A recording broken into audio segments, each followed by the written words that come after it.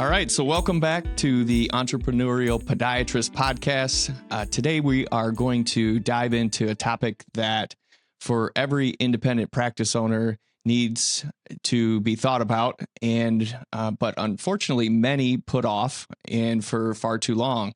And that topic is retirement planning. As business owners, podiatrists often face a very different set of challenges than a W-2 employee. Whether it's your income, your taxes, your practice value, or your exit strategy, they're all deeply connected. And far too often, doctors assume that their practice itself will take care of retirement without a clear plan to make that happen. In reality, it is without intentional planning, that strategy can leave you working longer than you planned or retiring on less than you expected. Today, we're going to break down how practice owners should think about retirement planning, common mistakes to avoid, and what steps you can take now to build long-term financial confidence without losing focus on growing your practice. And to keep this conversation grounded in real practice ownership, I'm joined by my co-host and podiatrist, Dr. Andrew Schneider, practice owner and someone who is also living these decisions in real time. So, Andrew, let's get into it. So I'll admit this is not my when it comes to topics, this is your wheelhouse and less of mine. So it's but it's something that's important because in the academy all the time, the assumption is made that the exit strategy or the retirement strategy is to keel over in the operating room, and that's what we want to avoid. That's what we want to avoid. Yeah, for sure. One of the things that I like most about the topics that we bring to the listeners is they are a mix of medical and business, some overlapping, and this one is a little bit more in my wheelhouse. So I'm looking forward to unpacking some of my wisdom as it may be, and dig into some of these topics. So Absolutely, let's go from there. Yeah. So from your perspective, you work with a lot of business owners and podiatrists, in particular. What have you found are the biggest retirement planning mistakes that you see business owners make? Well, first and foremost, I would say the number one item is not starting, or ultimately starting too late. We're running a business and we're focused on maybe the next thing that we can do from a budgetary standpoint, as far as marketing goes, or bringing on a new hire or something else that's going to get us to the next level of our business. And we're constantly focused on reinvesting into our business. And instead of maybe paying ourselves first and dissecting the two of those decision-making trees into a business decision and a personal balance sheet, we don't even consider saving for retirement and consider maybe just our practice being our sole source of retirement income. Yeah, I think a lot of people think that their businesses are worth a lot more than in reality they are, especially this day and age. Yeah, that tends to happen, right? We've got a lot of personal investment, obviously, into our business, and sometimes that value can be warped in regards to our personal feeling for it versus what the marketplace would actually offer for the practice. Yeah, I've heard many times of docs retiring, trying to sell their practices and pricing it at $1 million for a single practitioner practice. And to him it was worth $1 million, but to the market it wasn't. So it's good to not put all the eggs in that basket. So why do so many business owners delay their retirement planning, and even when their income is so strong? Well, it's one of the things that they're trying to figure out, or they haven't yet figured out, is what is the actual plan, or why should I actually not put all my eggs in one basket? And from a simple investment standpoint, we hear that analogy, don't put all your eggs in one basket. And I'll ask business owners often, would you put all of your retirement money in my business or in the gas station down the street or any other small business? And likely the answer is no.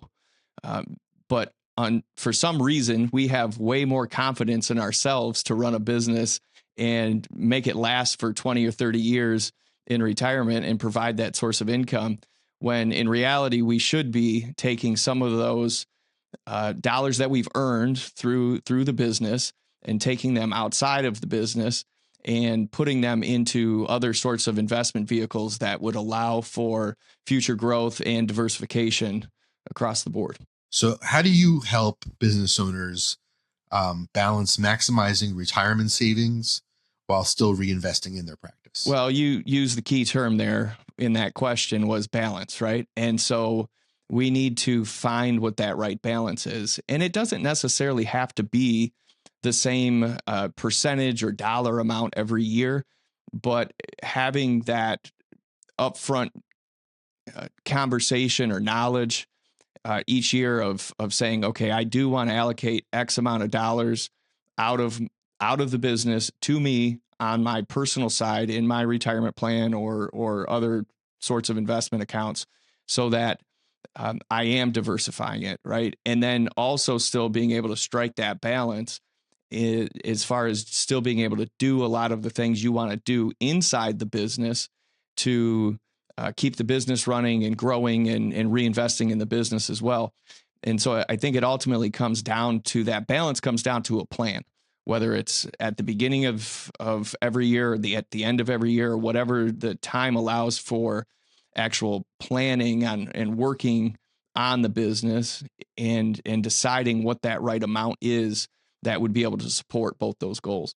What are some of the different structures of retirement plans that work well for podiatry practices? Yeah, so there's a few different types of retirement plans, and some of these, oftentimes people will say, well, I've got a 401k.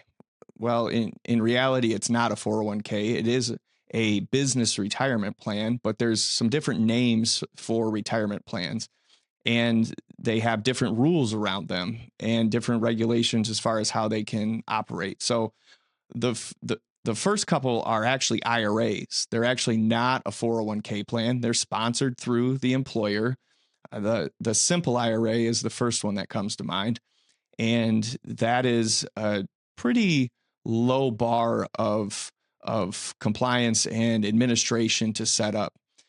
And usually how that is done is monies are put into that on a pre-tax basis by both the employee, and the employer matches that. And it's usually just like a straight 3% match that happens for that.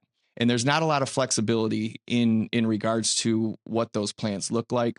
Oftentimes the investment lineup is limited, but that's generally how that's set up. The other thing I would mention with the simple IRA plans as well is, since those are IRA dollars, any of the money that the employer actually puts in as a match to the employee can actually take that out without the employer having any say on that. And so sometimes employers don't really like that the type of arrangement. And one other thing, that the simple IRAs are only for employers with 100 employees or less.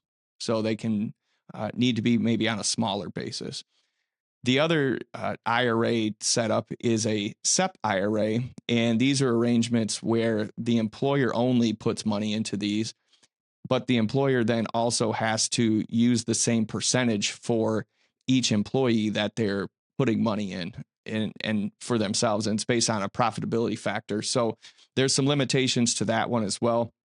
And then you kind of get into the more traditional actual like 401k plans, as a lot of people feel all retirement plans fall under that 401k umbrella, but an actual 401k plan has a lot more options and has a lot more flexibility. You can put in vesting schedules to try to retain employees so that they don't actually get the matching dollars that the employer puts in for a period of time.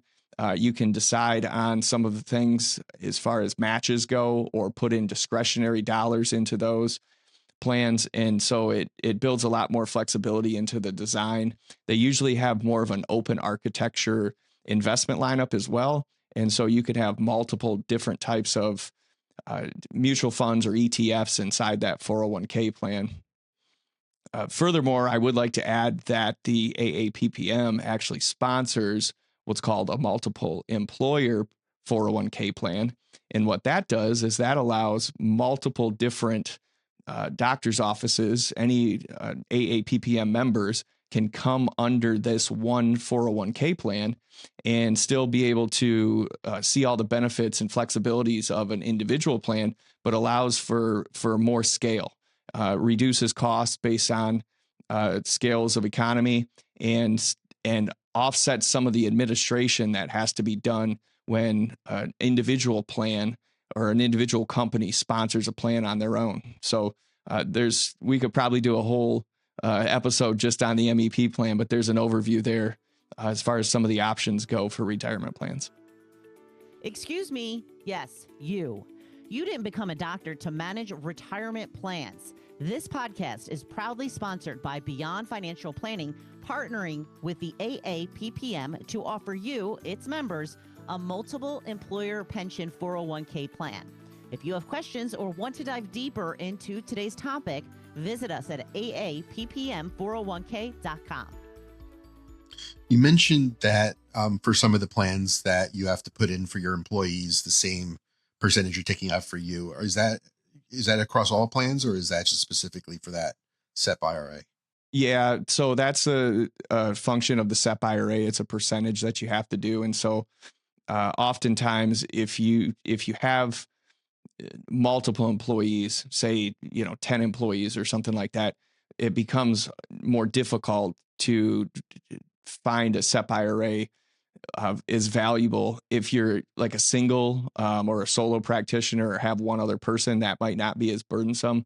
But yeah, that is the SEP IRA piece there. How should retirement planning be approached for a podiatrist who owns their practice versus one who's an employee of a practice? Good question. And for the owner, you have a separate set of unique circumstances. I think both of them go down to based on planning, right? But oftentimes I see when people set up retirement plans or an employee starts to participate in a retirement plan, they will just do whatever it is to get to be the match, right? So let's say the company's matching 3%. And the employee goes, okay, I'll do 3%. And they close their eyes and 20 years down the road happens and they open their eyes and they're nowhere near what they likely probably need for retirement. And so the key would be to look at what your needs are going to be for retirement and try to back into what you should be saving each year. And it's likely much higher than the 3%.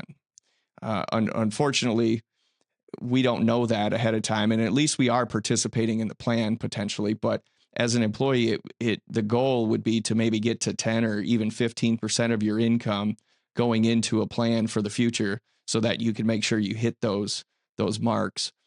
From an employer standpoint, cash flow may allow for you to save more. And so you can actually contribute more even if you're an owner of the plan, you're still technically an employee or a participant of the plan. And so you can put in your own dollars out of your own wages, and then the company matches on top of that. So these plans are set up, though, like the 401k plans are set up. The IRS and the Department of Labor don't want retirement plans set up by the owners that only benefit the owners. They want to make sure things are fair across the board and that all employees are able to participate in the plans to some degree, depending on their classification and hours worked. So you mentioned about practitioners who wait until it's late in the game or too late to start planning. When's the right time to begin the exit or transitioning their plan? Yeah. So for retirement in general, the right time to start is sooner rather than later, right? Because the compounding interest effect of long-term investments, the sooner you start, the lower amount or smaller amount of money you can likely put into an investment, and it will compound and grow over time to be bigger dollars. If you're waiting until later on, you have to put larger amounts in to catch up to be able to make those two equal out. As far as the practice goes and the transitioning of the practice, if that's going to be something that a doc is considering, either one, selling the practice or going to more of like a part-time schedule, it really depends on lifestyle, and it depends on what their ultimate goals and outcome need to be. And the plans can be designed really around what their lifestyle and goals are. If Dr. A says, I'm just going to the beach, I'm retiring, I'm selling the practice, and I'm going to the beach, and I'm just going to enjoy the remaining years, I don't want to even have to think about work. That plan maybe needs a few years to implement if there's a buyer or a market out there for that. If there's somebody else that plans on continuing to work in the business, and you need to maybe find somebody that's comfortable coming in and still supporting you while you're still working in the business. And that may take a few years for additional training and stuff like that too. What risks do practice owners face if they become disabled or burnt out before their retirement is fully funded?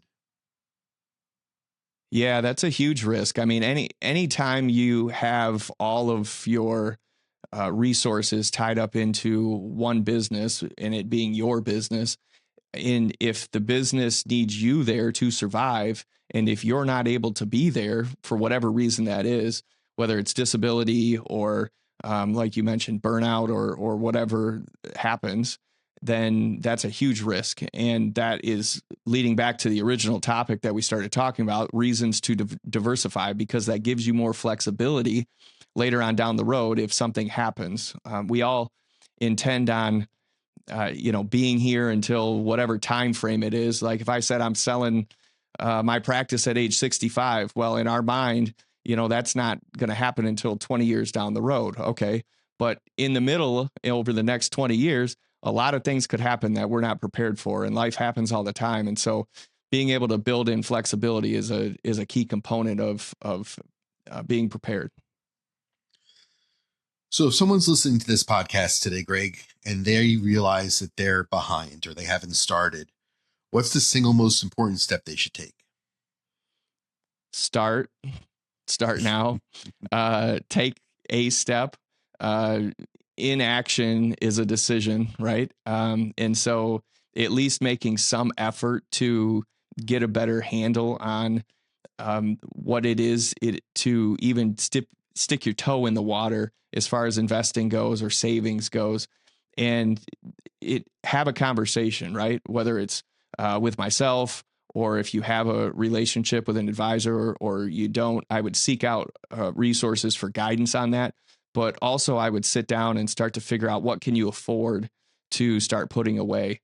And we all have to be able to look at that and figure out how many dollars we can take from our gross income and set aside for the future, because the future gets here a lot sooner than you really actually think it's going to. So starting earlier will be a huge benefit.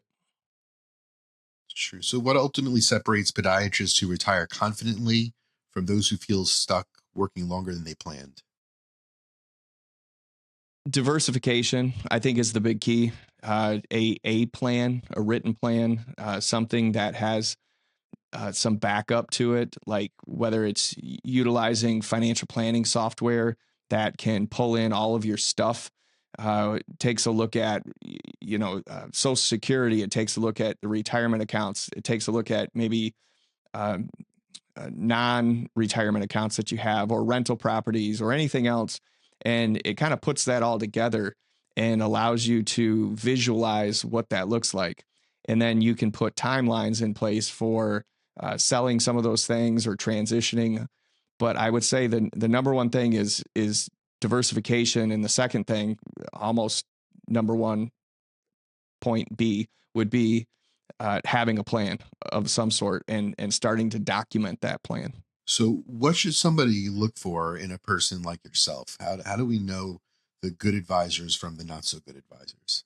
Well, it can be a challenge. A couple things I would say to look for. The term financial advisor is sometimes generally thrown around. You can find people that have certain licenses that would be considered a financial advisor, but they may not have the expertise. One thing I would say is if you're looking for somebody that does comprehensive type planning, that is not just going to be a sales type person who is trying to solicit business and earn a commission or something, is you can look for a certified financial planner, and that's someone that will be more well-rounded in planning overall and has advanced education in taxes, estate planning, insurance, investments, financial planning overall. And so you get much more out of that relationship than you do just a general person that would maybe have that title as financial advisor who hasn't gone through that additional education. All right. Well, Greg, this has been an eye-opening conversation, and I'm sure it's going to be for a lot of our listeners, because I'm sure a lot of them are in the boat where they're not quite at the point where they should be yet. So thanks, Andrew, for the conversation. As we wrap up today's episode, remember, retirement planning isn't about stopping work someday. It's about building a practice that gives you options, flexibility, and confidence on your own terms. If today's conversation sparked questions about your retirement strategy, your practice's role in your long-term plan, or whether you're taking advantage of the right retirement plan options, now is a great time to get clarity. So to learn more about retirement planning for independent podiatric practice owners, including how the multiple employer plan, or MEP, may simplify administration and increase cost savings, visit AAPPM401k.com or reach out to us by emailing entrepreneurialpodiatrist@gmail.com or www.aappm.org. And if you found this episode valuable, be sure to subscribe to future episodes of the Entrepreneurial Podiatrist. You can leave a review, share it with other practice owners who you think might benefit from the episodes. Thank you for listening to the Entrepreneurial Podiatrist podcast. Click the follow button to be notified when new episodes become available. Visit our website at aappm.org or aappm401k.com. You'll find all our social media links in the episode summary. We'd love to connect.